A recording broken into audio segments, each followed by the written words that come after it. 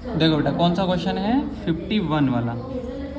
लिखा है the difference between cost price and the selling price of a commodity is ₹240। Commodity का मतलब होता है कोई भी वस्तु, कोई भी वस्तु के कॉस्ट प्राइस और सेलिंग प्राइस का आपको डिफरेंस दिया हुआ है, अंतर दिया हुआ है, ठीक है।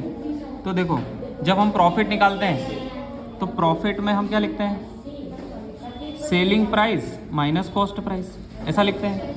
और जब हम लॉस निकालते हैं तो लॉस निकालते समय हम क्या लिखते हैं, cost price minus selling price, ऐसा लिखते हैं, ठीक है।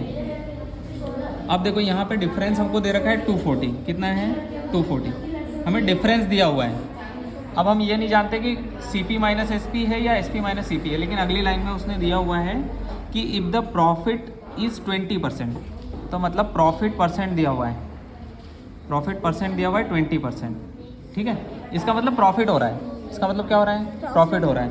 तो हम ये समझेंगे कि प्रॉफिट दिया हुआ है हमें, सेलिंग प्राइस और कॉस्ट प्राइस का डिफरेंस, मतलब प्रॉफिट आपको दे रखा है 240, ठीक।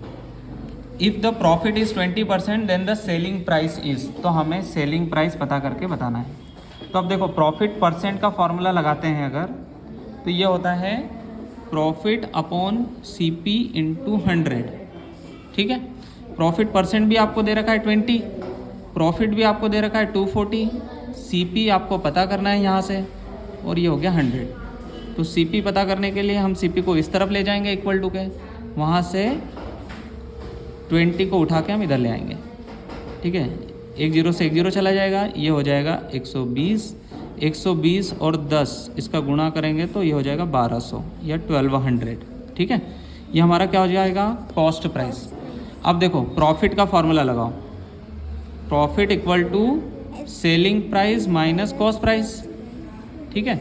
यहाँ से आपको प्रॉफिट भी पता है, आपको कॉस्ट प्राइस भी पता है, तो सेलिंग प्राइस के लिए फॉर्मूला क्या बनेगा, ये हो जाएगा, इसको उठा के हम उधर ले जाएंगे, तो प्रॉफिट प्लस CP।